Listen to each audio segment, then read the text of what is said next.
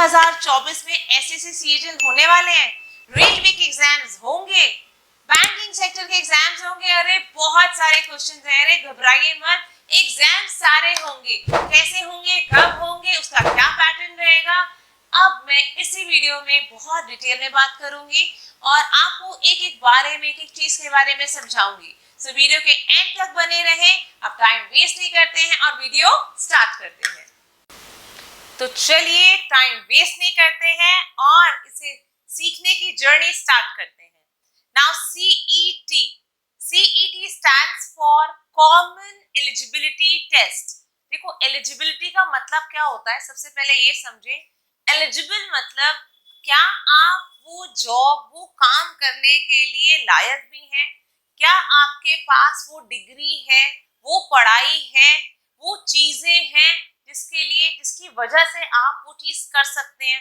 For example अगर मैं आपको एक समान सी भाषा में समझाऊं कि जैसे आप 10th का बोर्ड देते हैं, ठीक है, 10th बोर्ड में जब तक आपके पास रोल नंबर नहीं होता तब तक आप बोर्ड एग्जाम देने के लिए एलिजिबल नहीं है। मतलब वो रोल नंबर बहुत इंपॉर्टेंट है। वैसे ही आपके पास जब आप सीईटी देंगे तो आपकी कुछ एलिजिबिलिटी क्राइटेरियाज होते हैं कि भाई ये तो होना ही चाहिए। ये नहीं कोई 7th का बच्चा कह रहा है चलो मैं एग्जाम दे देता हूँ, चलो 9th का बच्चा कह रहा है मैं एग्जाम देता हूँ, ऐसा नहीं होता। एक सर्टेन लेवल्स होते हैं, उसके बाद ही आप ये एग्जाम दे सकते हैं। C stands for common, common means सबके लिए, बट वो सब कौन है मैं वीडियो के अंदर बताऊंगी, तो वीडियो को एंड तक देखना बिकॉज इसमें बहुत सारे छोटे छोटे पॉइंट्स हैं जिससे आपको नॉलेज मिलेगी और आपके जितने भी कॉम्पिटिटिव एग्जाम्स हैं उससे रिलेटेड आपको बहुत ज्यादा अपडेट इंफॉर्मेशन मिलेगी। ठीक है, तो CET stands for government eligibility test and ये बहुत ही बढ़िया प्रयास किया गया है गवर्नमेंट की तरफ से। तो गवर्नमेंट ने ये बहुत अच्छा प्रयास किया है। क्यों प्रयास किया, देखो बहुत सारे फायदे हैं इसके। फायदे सबसे पहले, सबसे बड़ा फायदा क्या है कि आपका टाइम सेव होगा। देखो हम सब एट द एंड अपनी ड्रीम जॉब के लिए पढ़ते हैं, दिन रात मेहनत करते हैं, we are burning mid oil, we are being diligent, मेहनत करते हैं, मेहनती बनते हैं। आखिर क्यों? To take the monetary benefit. देखो कहीं ना कहीं तो हम सबके मन में हमारा एक अच्छा लाइफस्टाइल हो, हमारी एक ना स्टाइल हो जीने का, हमारी एटलीस्ट नेसेसिटी सारी पूरी हो जाए। या कितने लोग हैं जो छोटे शहर से आते हैं, कितने बच्चे हैं जिनके माँ बाप उन पर डिपेंड है कि यार हमारा काम तो नहीं हो, हमारे बच्चे कहीं जगह पहुंचे। तो बच्चों प्लीज ये सही मौका है, आप सब जागरूक हो और इस चीज को समझे ताकि आप अपनी ड्रीम जॉब को अच्छे से पकड़ पाए। अब नेक्स्ट क्वेश्चन आता है कि इस एग्जाम की जरूरत क्यों है। इस एग्जाम, जो पहले हमारे एग्जाम होते थे वैसे अब क्यों नहीं होते हैं। देखिए इसका सबसे बड़ा आंसर और सबसे बढ़िया आंसर ये है कि जितने भी कॉम्पिटिटिव एग्जाम्स है ना उनको क्लियर करने के लिए वो जो पूरा प्रोसेस होता है, एग्जाम की प्रिपरेशन करो, फिर एग्जाम दो, फिर एग्जाम का रिजल्ट के लिए वेट करो, तो इसमें आपके 12 मीन्स 1 साल से 1.5 साल, कई बार 1.25 साल भी हम कह सकते हैं, लग जाते हैं। तो देखो आप अपने जो आपका टारगेट है, जो आपका गोल है लाइफ का, आप उससे थोड़े से पीछे महसूस करते हैं कि कब ये सब पूरा होगा, कब मैं अपनी ड्रीम जॉब पूरी कर पाऊंगा। तो ये जो आपका जो डिस्टेंस है, ये जो आपका टाइम है, इस सीईटी की वजह से बहुत कम हो जाएगा और आपको एक्चुअली में अंदरूनी खुशी मिलेगी कि जो चीज, जैसे हम कहते हैं ना स्मार्टफोन का जमाना आ गया है, स्मार्ट टीवी का जमाना आ गया है, ये सीईटी भी स्मार्ट पेपर है। तो जिससे आपका जो ड्रीम है, आप अपनी ड्रीम के और पास में पहुंच जाएंगे। अब क्लियर का मतलब था मेरा कि ये पूरा प्रोसेस कंप्लीट कराने में 12 से 18 महीने लग जाते हैं। तो to save time and to speed up the process CET को लाया जा रहा है। तो आई थिंक हम सबको अपनी गवर्नमेंट के लिए अपलॉड, उसको प्रेस करना चाहिए कि कुछ ऐसा काम हो रहा है जो पूरे हमारे इंडिया में जितने भी बच्चे हैं उन सब के लिए ये खुशखबरी की बात है। अब सेंट्रल गवर्नमेंट की जितनी भी रिक्रूटमेंट है या जितनी भी भर्तियां होती हैं बच्चों, वो 3 लेवल पर होती हैं। वो 3 लेवल कौन कौन से हैं, बहुत ध्यान से सुने। देखो, 3 संस्थाएं हैं जो जॉब के लिए बच्चों को रिक्रूट करती है, ठीक है। मेनली एसएससी, जिसको बोलते हैं staff selection commission, IBPS, and third is railway. अब जो एसएससी है, स्टाफ सिलेक्शन कमीशन, वो सीजीएल, सीपीओ, सीएचएसएल, एमटीएस और बहुत सारे जैसे एग्जाम्स है कॉम्पिटिटिव, उसके लिए जॉब की जो स्टूडेंट्स की रिक्रूटमेंट है वो करती है। उसके बाद वो जॉब के लिए अप्लाई करते हैं, फिर देखते हैं किसको जॉब मिलती है, ठीक है। जितने भी आईबीपीएस वाले हैं वो बैंकिंग सेक्टर से रिलेटेड जितनी भी जॉब्स हैं, ठीक है, उन बच्चों को रिक्रूट करते हैं। और जो रेलवे वाले हैं, जैसे कि हम सबको पता है, वो ग्रुप बी और ग्रुप सी की सर्विसेज का ध्यान देते हुए बच्चों को रिक्रूट करते हैं। अब सीईटी बेसिकली है क्या? सीईटी का मतलब तो मैंने बता दिया, बट ये किसके लिए, किसके अगेंस्ट स्टैंड करता है?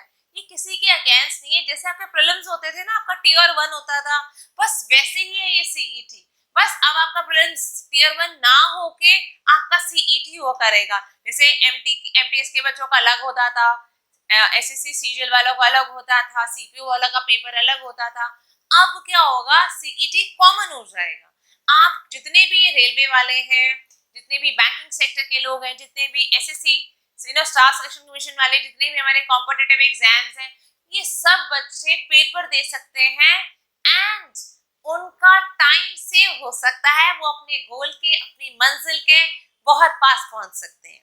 अब क्या चेंज है एसएससी बैंकिंग और रेलवे के पैटर्न में? देखिए, अब जैसे मैंने आप देखा होगा, आपने ये ग्राफ देख पा रहे हो, ये ग्राफ है।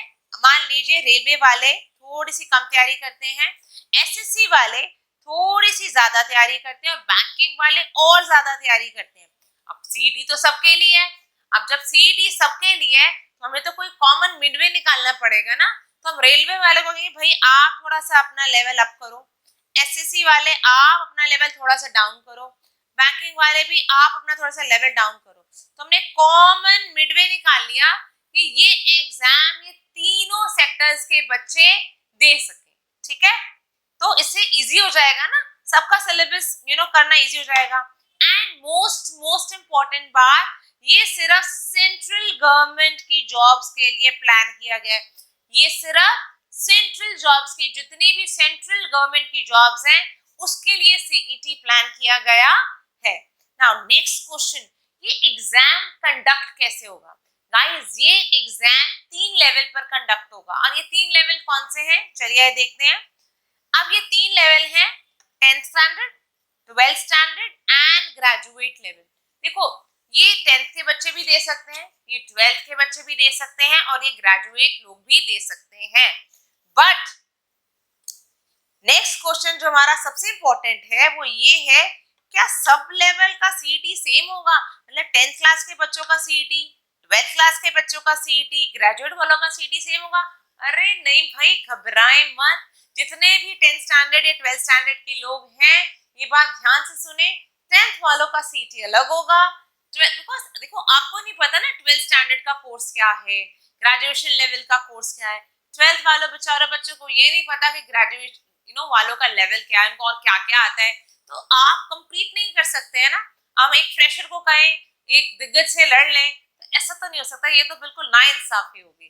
तो इसीलिए गवर्नमेंट ने सारी हिदायतों का ध्यान रखा है, सारी आपकी मुश्किलों का एक बहुत अच्छा हल निकाला है। उन्हें 10th के लिए अलग, 12th के लिए अलग, और ग्रेजुएट लेवल की सीईटी अलग रखे हैं। एंड ये 2024 में पूरी उम्मीद है कि हो जाएगा स्टार्ट। एंड खबर है, जो कहते हैं ना गर्मा गर्म खबर, ये है कि ये graduate, they will start with this level. वो ग्रेजुएट लेवल वाले लोगों को, जितने भी लोग ग्रेजुएशन कर चुके हैं, अपने कान खड़े कर लें, ये अपॉर्चुनिटी सबसे पहले आपके पास आने वाली है। यहां से वो लोग स्टार्ट करने वाले हैं, पूरी उम्मीद है ये।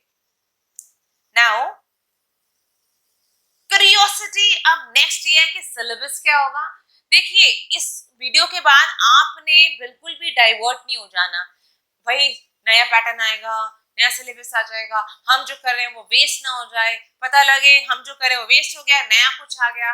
देखो कुछ ना कुछ तो चेंजेस ऊपर नीचे होंगे, हो सकता है कुछ पॉलिसी चेंज हो सिलेबस में, बट आप इस चीजों से ना घबराएं मत, ना आप अपने आप को डाइवर्ट करें। देखिए इसमें यही सब्जेक्ट है, मैथ्स है, रीजनिंग है, जीके है, इंग्लिश है, वही सब्जेक्ट सेम है, सब कुछ सेम रहेगा। तो आप अपनी प्रिपरेशन को ना कंटिन्यू रखें, क्योंकि इस न्यूज के बाद बहुत सारे स्टूडेंट्स डाइवर्ट हो जाएंगे, क्या करें, घबराहट हो जाएगी, एंजाइटी इश्यूज आ जाएंगे। अरे कुछ नहीं है, सीईटी भी प्रीलिम्स की तरह है, आपने टीयर 1 में जैसे एग्जाम लेते थे बस अब सारे बच्चे देंगे, थोड़ा सा कंपटीशन लेवल जरूर हाई हो जाएगा, ऑब्वियस सी बात है। तो बस उससे ना डरें, तो डाइवर्जन, नो डाइवर्जन, जैसे आप अपनी प्रिपरेशन पहले कर रहे थे वैसे ही उतने जुनून के साथ, उतनी ही मेहनत के साथ डटे रहे। अब बहुत से लोग न्यू कोर्स लॉन्च करेंगे सीटी की, जैसी न्यूज आएगी यार ये कर लो, वही बात है।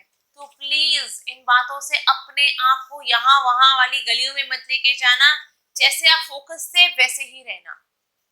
नाउ नेक्स्ट क्वेश्चन ये आता है कि लगभग कितने स्टूडेंट्स अपियर होंगे भाई और कितने सिलेक्ट। बस बच्चों यहाँ पर कंपटीशन बहुत हाई है, कम से कम 2.5 2.5 करोड़ बच्चे इस एग्जाम को देंगे मिलकर, और सिर्फ 1.5 लाख के अराउंड सिलेक्शन होगा। तो करोड़ों में लोग देंगे और कुछ लाख में सिलेक्शन होगा। तो मेहनत पे ध्यान दीजिए, बिल्कुल भी अपने पाथ को मत छोड़ें, फोकस्ड रहें, जैसे प्रिपरेशन करते हैं और मजबूत करें अपने आप को। एसएससीजीएल वालों के लिए तो मैंने बहुत अच्छी वीडियो भी बना रखी है कि उनकी स्ट्रैटेजी क्या होनी चाहिए। बेसिकली इंग्लिश की स्ट्रैटेजी क्या होनी चाहिए उसके लिए मैंने अलग वीडियो बना रखी है, मैंने उसके लिंक भी दिए हैं इसी डिस्क्रिप्शन बॉक्स में। अगर आप इस चैनल पर पहली बार आए हैं तो उन वीडियोस को भी जरूर देखिएगा, बिकॉज उसमें आपको पता लगेगा कि आपको अपनी किस स्ट्रैटेजी से पढ़ना है और आप अपनी ड्रीम जॉब को कैसे जल्दी से जल्दी ग्रैब कर सकते हैं। ठीक है, तो उस वीडियो को देखना बिल्कुल ना भूलें। अब नेक्स्ट क्वेश्चन ये आता है कि इन सबका जिम्मा किसने लिया है। ये जो सीईटी का जिम्मा है वो एनआरए ने लिया है। N stand for national, R stands for recruitment, and A stands for agency. So, national recruitment agency ने ये बिल्कुल जिम्मा लिया है कि वो इन सीईटी वाले बच्चों का जो टाइम है वो वेस्ट नहीं होने देंगे, इनका रिजल्ट जल्दी देंगे, इनकी जॉब भी इनको जल्दी ही मिलने वाली है। नाउ नेक्स्ट क्वेश्चन आता है कि मेन का क्राइटेरिया क्या होगा। गाइस देखो, मेन के लिए बड़ा सिंपल सा फंड है।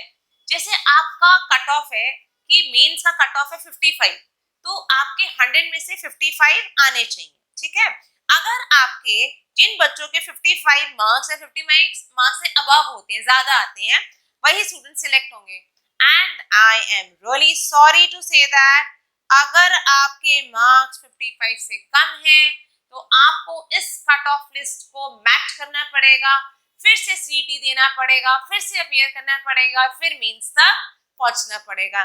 तो प्लीज गाइस इसकी नौबत ना आए, पहले ही मेहनत करें और पहली ही बार में क्रैक करें। ठीक है, नाउ नेक्स्ट क्वेश्चन, क्या मेंस भी सबके अलग अलग होंगे? जी हाँ, एसएससी वाले अपना मेन लेंगे, बैंकिंग सेक्टर वाले अपना मेन लेंगे और रेलवे वाले अपना मेन लेंगे, तो इसमें कोई घबराने की जरूरत नहीं है।